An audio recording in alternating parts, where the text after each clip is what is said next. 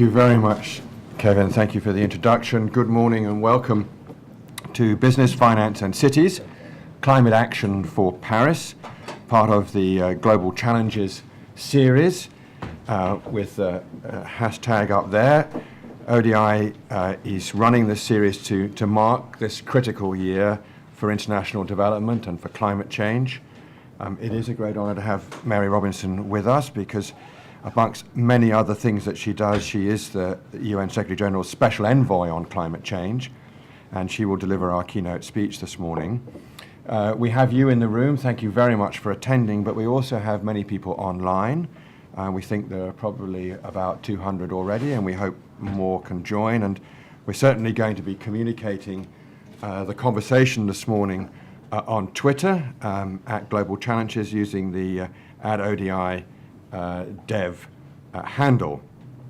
So we expect governments to sign a new international agreement on climate change in Paris at the end of this year.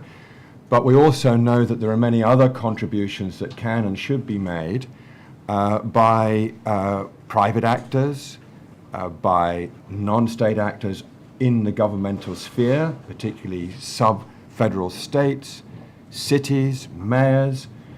And in essence, what we're asking today is what is the role that the non-state actor can play?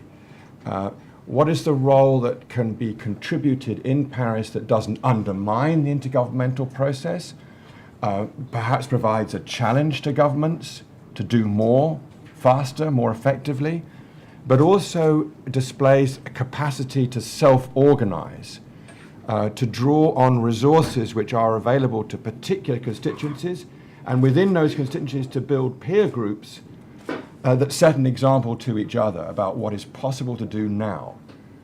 We will know, most of us I think, that the intergovernmental process, because it is a consensus-based agreement and because in many respects it's handicapped by the desire to bring everybody on board, will probably disappoint in terms of its capacity to deliver on the latest scientific understanding of the need to reduce greenhouse gas emissions.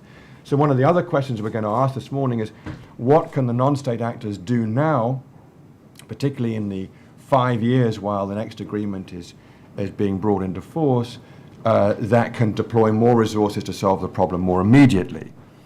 And in a sense, what we're going to ask is, where is the real world power to solve this problem? Where are the resources? How might they be combined? How could you build sufficient cooperation between private interest and public good?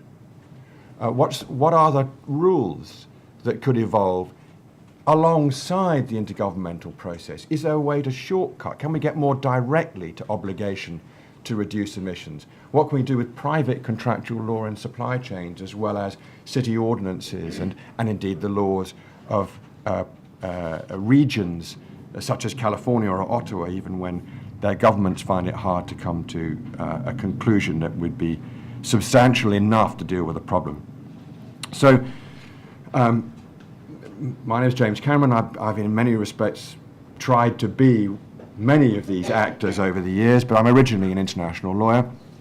And one of the things I discovered in the early days of the climate negotiations is that whilst building the coalition which became the Alliance of Small Island States, it was possible to set an agenda by thinking in advance what an outcome might look like. And I've been thinking this particularly over the weekend because I represented Vanuatu in the climate negotiations for many years as part of the Alliance of Small Island States. And Vanuatu, sadly, has been experiencing extreme weather conditions over the last few days that have been devastating.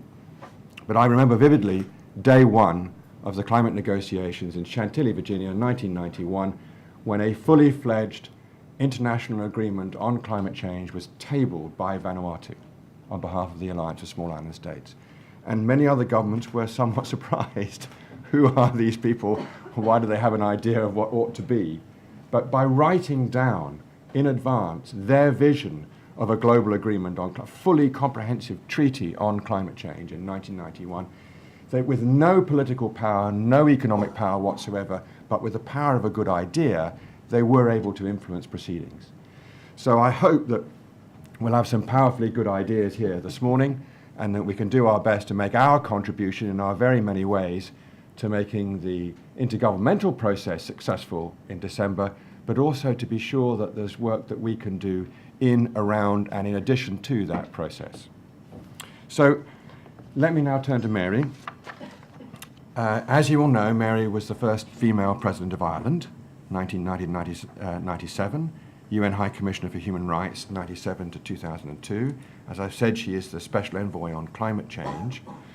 She's very much engaged in the climate justice movement, but she's also got involved with the business community as honorary leader of the B Team, and she's a board member of the European Climate Foundation, and she's become a really good ambassador and a go-between between the world of policy and finance and business.